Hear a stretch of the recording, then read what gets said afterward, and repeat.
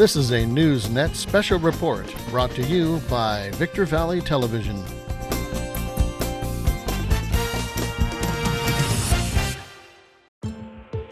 E-commerce giant Amazon has taken to the skies. The growing Amazon air fleet now has 50 planes helping Prime packages arrive on time. That means Amazon is relying less on UPS, FedEx, and the U.S. Postal Service, and may now aim to compete with them. Amazon is looking to become a logistics company in their own right. We think that Amazon will be a top logistics provider, whether it's in trucking or in air, in the coming years. I think the question is just how quickly they will ramp that operation. It is certainly within the realm of possibilities for Amazon to build itself into a legitimate logistics company in all facets. Amazon planes are at 21 airports all over the country so far, with new regional hubs opening soon in Fort Worth, Texas, and Wilmington, Ohio. In 2021, it's opening a major $1.5 billion air hub in northern Kentucky that has capacity for 100 planes. That's double the number in its fleet now. By 2025, Morgan Stanley says Amazon will have 67 planes in the air. If Amazon Air did not exist at all, we reckon that UPS and FedEx revenues would be about 2% higher than they are today, growing up to 10% by 2025. After Morgan Stanley reported these numbers to investors in December, FedEx and UPS shares dropped 20% from recent highs. Then, in Amazon's 2018 annual filing, it listed transportation and logistics services among its group of competitors for the first time. If they're already taking 2% off their top line right now, in a sense, they are competing. According to some reports, Amazon is now handling its own shipping for 26% of online orders. Amazon says it can transport hundreds of thousands of packages per day with its new dedicated air network, and that its fleet of planes make two-day shipping possible almost anywhere in the U.S. One bustling Amazon Air operation is at the #1 airport for outgoing cargo in the country, Ontario International in Southern California. We have about 8 flights a day on Prime Air. If you were to purchase anything online, a lot of times if you received your shipment, you'll see that origination was in ONT. Some of its aircraft are repainted with blue Prime branding, while others still carry logos of the airlines Amazon leases the planes from. Once Amazon packages are offloaded from Amazon planes, like this one, they're sorted on site at the Ontario airport, loaded onto Amazon semi-trucks, and sent out to one of its 185 fulfillment centers. The huge operation at Ontario International didn't have enough capacity for Amazon Air's growing number of flights, so it expanded to the March Air Reserve Base in nearby Moreno Valley.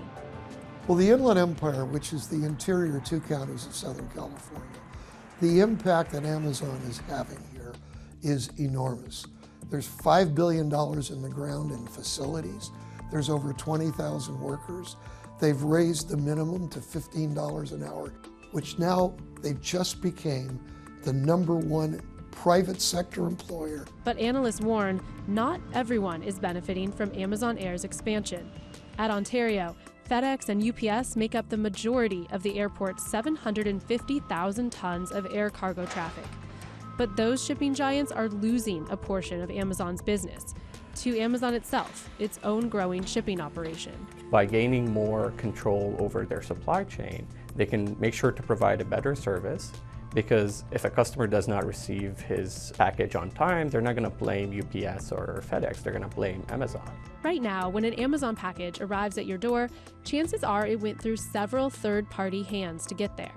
A seller prepares the package, and a shipping service like UPS, FedEx, or USPS picks it up from the seller and brings it to a distribution center. From there, one of those big shippers, most likely, loads it on a plane or truck and ships it across the country to the nearest Amazon fulfillment center to your home. Then one of those big shippers takes it again to deliver it that last mile to your door. If they could shave any cent out of this delivery route, their sellers could offer their products at a cheaper cost, and that gives them a huge advantage in this online e-commerce space. Amazon's shipping costs jumped 23% last quarter, reaching a record $9 billion. It spent $27 billion on shipping in 2018. The more of these steps Amazon can control itself, the more it can control the cost. We estimate that Amazon will pay about $6 a box to move this themselves on their own air network versus what we estimate Amazon paying UPS and FedEx about $8 or $9 per box today. And given Amazon's scale, that could be a couple of $1 billion at least savings. Moving shipping in-house also means more control over the speed of deliveries. The next big thing in e-commerce is who figures out how to do this 2-hour delivery or same-day delivery. This is a very expensive, but whoever figures it out first will get a huge advantage in this market. This is why there are dozens of Amazon airplanes in the skies, 300 Amazon Prime semi-trucks on the freeways. Amazon has even applied for a license to offer ocean freight services between the US and China. In Los Angeles and London, it's testing out a program called Shipping with Amazon. Sellers who've used the service say Amazon offers shipping rates at half the price of UPS. If I'm selling through Amazon, it's better for me to deal with one company. So even at the same price, there's obviously some advantage for these sellers to go with Amazon instead of the carriers. So are the big incumbent shipping companies worried about Amazon becoming a competitor? FedEx says no. We honestly don't see a world where Amazon would be a competitor to FedEx because there's no sensible way to compare them. You can carve out some local delivery in highly dense markets. That's in no way a competitive threat to the broad portfolio of business that FedEx does. FedEx points out it has 700 planes, while Amazon only has 40. In a given week, Amazon flies 671 flights. The FedEx number of flights per week is closer to 13,000. I don't think Amazon is trying to replicate a UPS and FedEx network. Amazon is trying to build a hybrid network where they can connect their own warehouses with their own planes that connects to the dense urban areas. I asked if FedEx is worried about losing Amazon's business if it primarily handles its own shipping. Amazon is a longtime customer of ours. We're proud of the partnership, but they're not our largest customer. They represent less than 1.3% of our total revenue for 2018. Clearly, for our competitors, the percentage of revenue from Amazon is significantly higher. Morgan Stanley estimates that FedEx ships 10% of Amazon's packages, while UPS, which has 550 planes, ships 25 to 30%, and the U.S. Postal Service ships 40 to 45%. We reached out to UPS and the Postal Service for comment. Both declined an interview. And when Amazon heard we contacted UPS, FedEx, and the Postal Service, they pulled out of a scheduled interview for this story. It just makes sense that they're not going to be bullish about these attempts. Without logistics, Amazon would not exist. So it's very important for them, to maintain close relationships with their third-party logistics. Someone who is publicly concerned about Amazon's effect on the mail system, President Trump.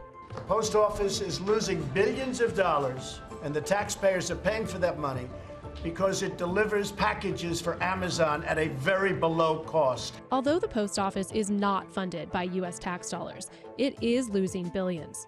In fiscal year 2018, the post office saw a net loss of $3.9 billion, and their volume was down by 3.2 billion pieces. Amazon does essentially get a bulk discount, but the post office's losses are from a decrease in traditional mail in envelopes, not packages. What Amazon does use the post office for is that difficult, expensive last-mile delivery. FedEx and UPS rely on the post office for that too. And if Amazon is able to take on last-mile delivery itself, the post office will take a hit. And last-mile delivery is exactly why Amazon ordered 20,000 vans last year and is now testing those Scout sidewalk robots. In an effort to curb the losses, the post office has proposed a 9 to 12% increase in fees for their last-mile shipping service. At some point, they're going to tell USPS, you know what, we don't need your service anymore. We built our own infrastructure and we don't have to go through this kind of like quote-unquote humiliating public debate that could affect Amazon as a company. As Amazon invests in more planes to get packages across the country and robots to get them the last few steps, the analysts I talked to agree one thing is clear.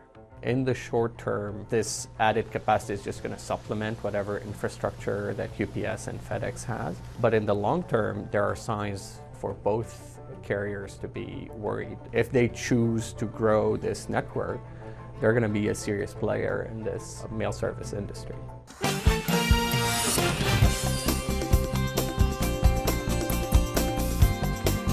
This was a special news bulletin brought to you by Newsnet and Victor Valley Television.